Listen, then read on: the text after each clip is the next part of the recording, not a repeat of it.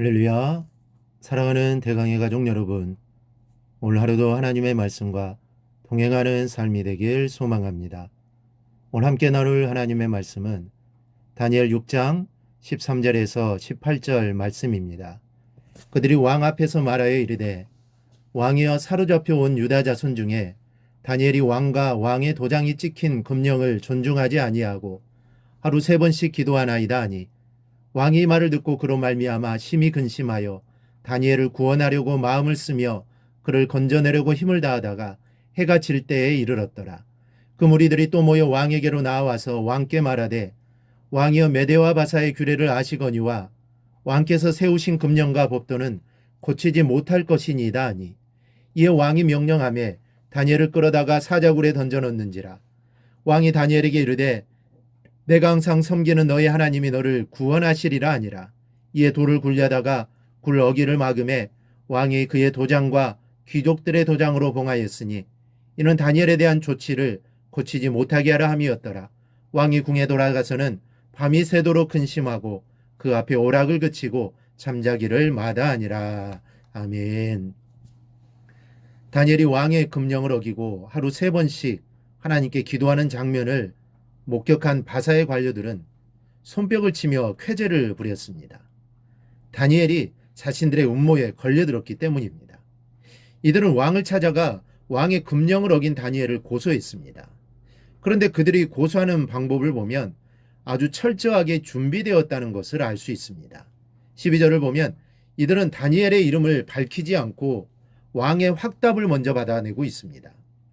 다니엘이 왕의 총애를 받고 있다는 것을 너무 잘 알고 있었기 때문입니다.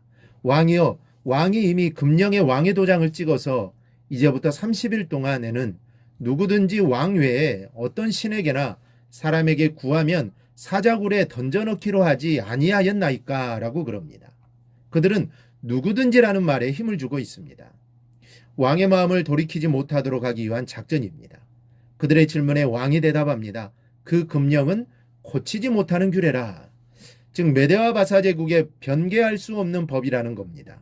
그러나 이 말을 하기에 앞서 먼저 다니엘이 그러한 죄를 저질렀다고 말했더라면 왕의 대답도 달라졌을지 모릅니다.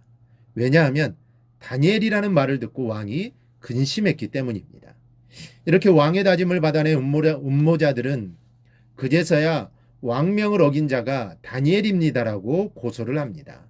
13절을 보면 왕이여 사로잡혀 온 유다 자손 중에 다니엘이 왕과 왕의 도장에 찍힌 금령을 존중하지 아니하고 하루 3번씩 기도하나이다. 이 말을 들은 왕은 큰 슬픔에 잠겨 어쩔 줄을 몰라 하는 모습을 보이고 있습니다. 여기서 우리는 아주 중요한 진리를 깨닫게 됩니다. 첫째는 인간은 도림이 없다는 진리입니다. 다리오는 비록 왕이었지만 다니엘을 구하기에는 역부족이었습니다.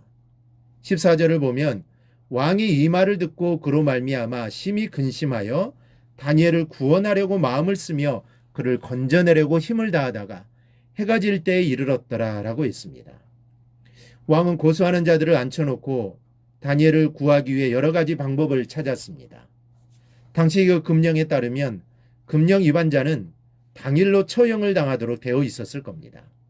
다리오 왕은 얼마 되지 않은 그 시간에 메대 제국의 여러저런 법령들을 찾아보며 다니엘을 구원할 방법을 모색했을 것입니다. 그러나 백방으로 살릴 길을 찾았으나 결국 찾지 못했습니다. 결국 다니엘을 사자의 굴 속에 집어넣을 수밖에 없었습니다. 그런 후에 다리오 왕의 모습이 18절에 나옵니다. 왕이 궁에 돌아가서는 밤이 새도록 금식하고 그 앞에 오락을 그치고 잠자기를 마다하니라. 19절 20절에서는 다음날 새벽 왕이 사자굴로 급히 가서 슬피 소리 질렀다고 했습니다. 얼마나 가슴이 아팠으면, 얼마나 다니엘을 사랑했으면 이토록 가슴 저미도록 슬퍼했겠습니까? 그럼에도 불구하고 인간의 힘으로는 사랑하는 이를 구할 수가 없습니다. 태어나면서부터 소경이었던 바디메오를 보십시오. 그에게는 아버지 디메오가 있었습니다. 그리고 어머니도 있었을 겁니다. 그러나 사랑하는 아들의 눈을 열어줄 수가 없습니다. 이것이 인간의 한계입니다. 왕이라도 할 수 없는 것이 있습니다. 그러나 하나님은 다릅니다. 인생에는 인간의 능력으로 노력으로 해결할 수 없는 일들이 너무너무 많습니다. 그러나 하나님은 다릅니다. 다니엘을 사자의 굴에서 살려내시는 분이 우리 하나님이십니다. 반석에서조차 생수가 터져나오게 하시는 분이 우리 하나님이시요, 홍해를 가르고 요단을 가르시는 분이 우리 하나님이십니다. 시편 146편 3절에서 귀인들을 의지하지 말며 도울 힘이 없는 인생도 의지하지 말지니 시인은 노래하고 있습니다. 이 본문 안에는 오로지 부정적인 내용만 서술되어 있습니다. 이는 한마디로 사람은 누구도 의지할 대상이 못 된다는 것입니다. 이러한 시인의 지적은 전적으로 옳습니다. 왜 그렇습니까? 그 이유가 4절에 나오는데요. 그 호흡이 끊어지면 흙으로 돌아가서 당일에 그 도모가 소멸하리로다. 무슨 말씀입니까? 사람은 모두 다 유한한 존재이며 덧없이 흙으로 돌아갈 운명에 처해 있다는 것입니다.